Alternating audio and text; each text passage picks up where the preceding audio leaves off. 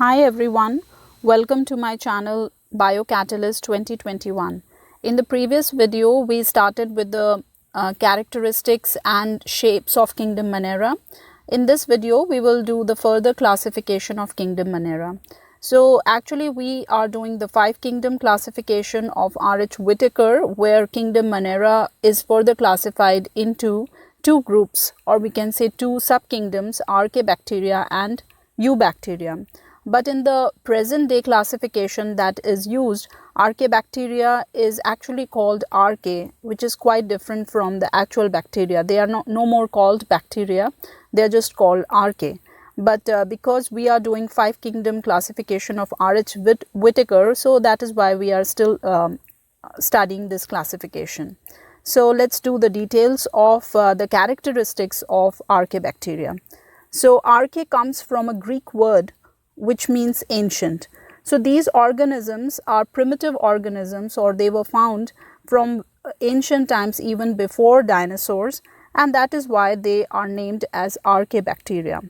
These organisms are extremophiles. So extremophiles, from the word we can understand that they are found in extreme conditions or harsh conditions, where the conditions are not suitable for a normal organism. So they can survive actually in high salt concentration or very high temperatures or highly acidic environment. So that is why these organisms are called extremophiles. Then these organisms are single-celled organisms, which is very clear because these organisms belong to Kingdom Monera. Monera means single-celled organism. So they are single-celled organisms, but still they are different from the other life forms. That is, they are different from other bacteria and also different from all other life forms, all other eukaryotes. Then they have different rRNA. R means ribosomal RNA, which is totally different from all other organisms. Archaebacteria are the only organisms which are capable of methanogenesis. Methanogenesis means production of methane gas. So there are certain kind of Archaebacteria which are anaerobic, that is, they can respire in the absence of oxygen and produce methane gas. So these are the only organisms which can produce methane gas. The DNA is circular, so they have a nucleus which is actually in the form of a circular DNA without a nuclear membrane. So they have that kind of a nuclear material, and their gene transcription is similar to eukaryotes.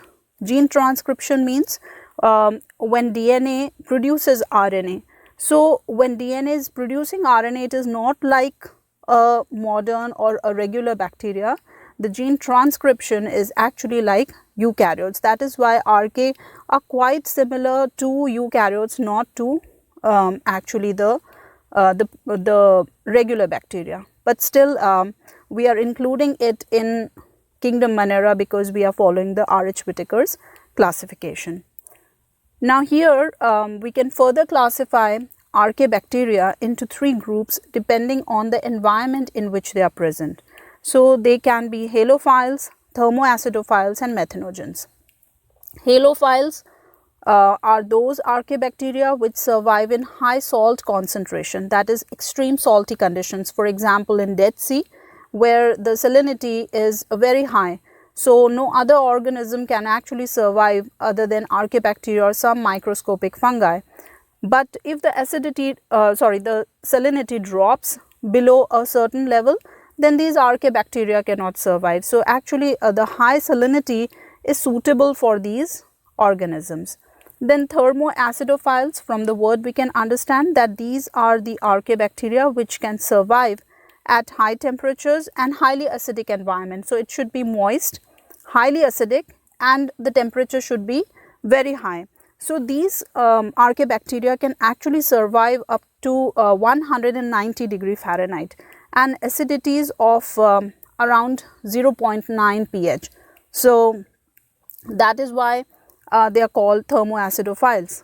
And if the temperature drops to a particular level, that is, if drops to around 131 degree Fahrenheit, below that, then these Archaebacteria cannot survive. Then the next one is methanogens. Methanogens, we have already studied that these are the methane producing organisms. So these archaebacteria are anaerobic, that is, they cannot survive in the presence of oxygen.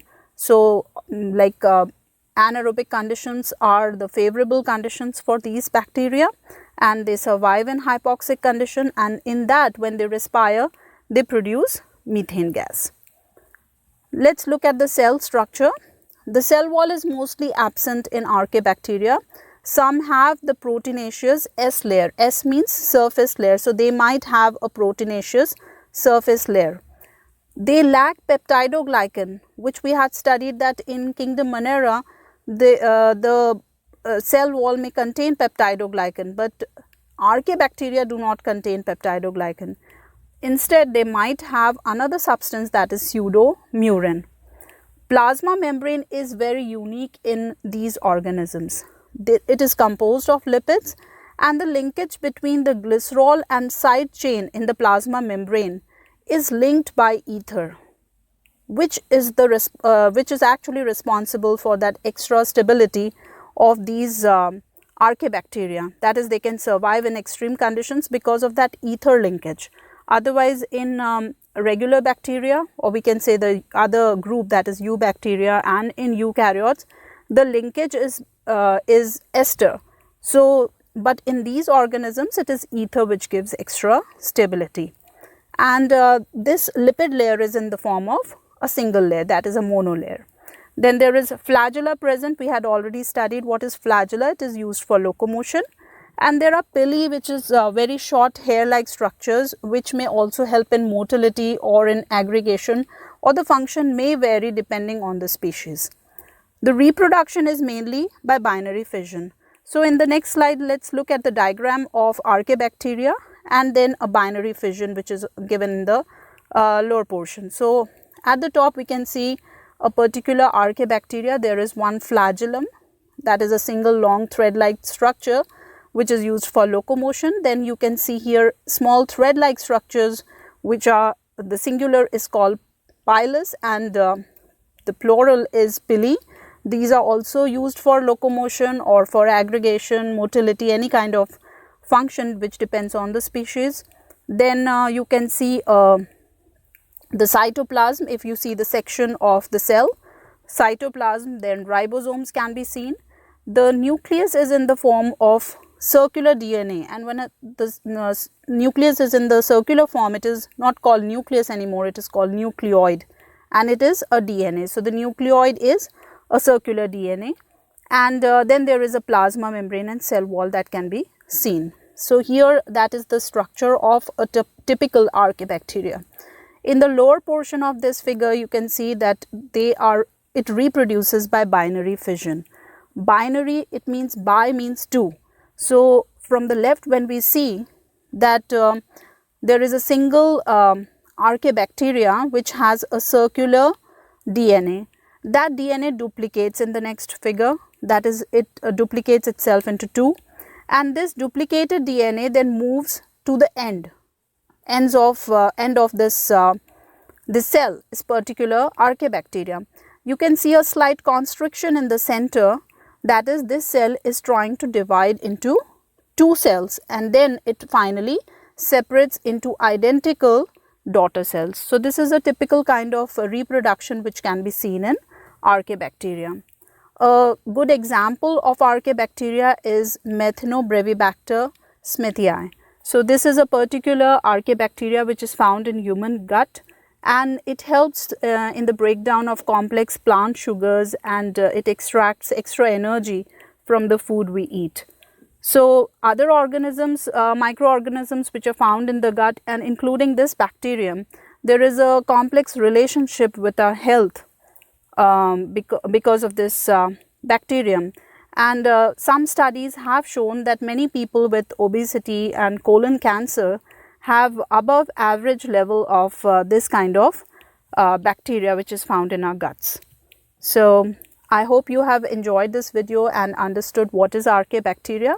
If you like my video, then do subscribe my channel and share my videos. Thank you.